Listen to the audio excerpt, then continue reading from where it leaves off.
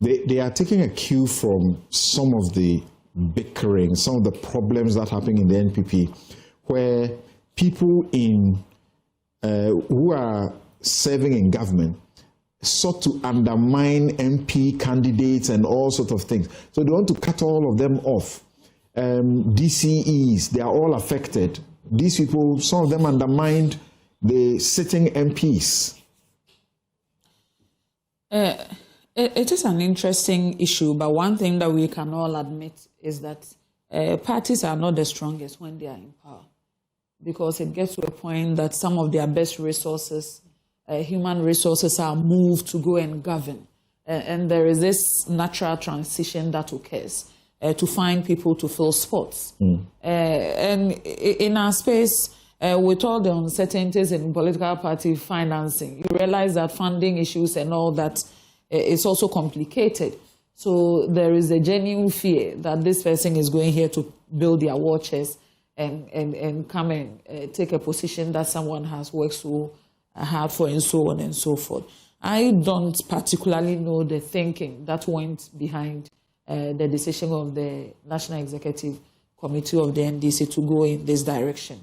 But what I know is that political parties evolve, and most of the evolution happens when they are in government and have moved a chunk of their human resources into government. And you need to figure out how you are going to run a successful and sustainable political party whilst other people are serving somewhere and they are not accessible.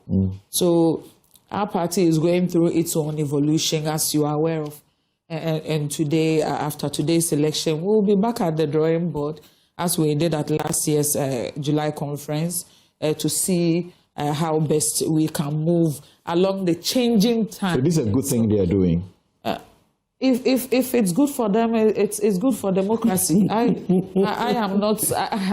I will defer to him on NDC matters. I don't know much about their challenges, except that I see a few of their content creators and TikTokers crying on social media, on Instagram, Facebook, that they've been abandoned since the party came to power. And my brother was, they've been crying every day. Sometimes I even go into their DMs and tell them it is well, it shall be well. Every day crying. But just to land on the fact that, you see, as for Samson's show, when I come here, I don't want to do politics. I want to be talking law. For now, we are talking politics. Talk politics. But my brother was saying they inherited a very bad economy, and they had to come and reset. I said, yeah, these are family matters. I didn't want to go there. But I am clear in my mind that what the NDC has tried to do over and over again is to dismiss the exit data and record of the new Patriotic Party and continue to pick data from the crisis period, especially in 2022. If they are quoting fuel prices, they are quoting from 2022. If they are quoting dollar rates, they are quoting from 2022, just to exaggerate and make their point sweeter. But my brother failed to tell Ghanaians that the economy that President Akufo-Addo handed over to them was a recovering economy. Of course, you wouldn't say it was all rosy because we had to go under an IMF program. But this is an economy that gave us 5.7% GDP growth in 2024. Indeed, by every standard, no reasonable person would say it was going the Sri Lanka direction as at 2024.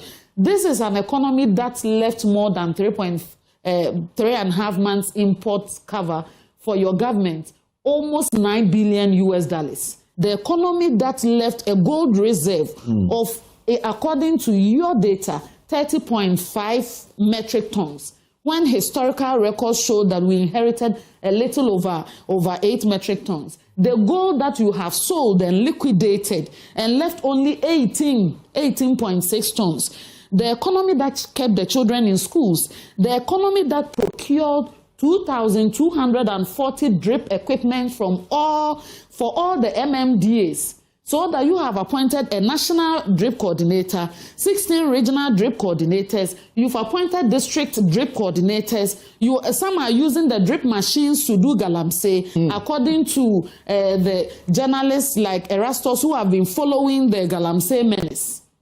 That is the economy that we handed over to you. So please, sometimes be graceful and tell the record as it is that the exit data that President Akufo-Addo left as of 6 January 2025 was not an economy that was in a bad state. That economy could pay cocoa farmers. That economy made sure it created value in the agri sector. The maize farmers and beans farmers were not on radio and TV crying every day. That if you go to a dry market, they have, for a year, they have applied pesticides to their beans 3 times. Okay. They are afraid of food poisoning. So please, as your party is evolving, we are also evolving in opposition. But let us always set the record straight. Dr. Osai, yeah.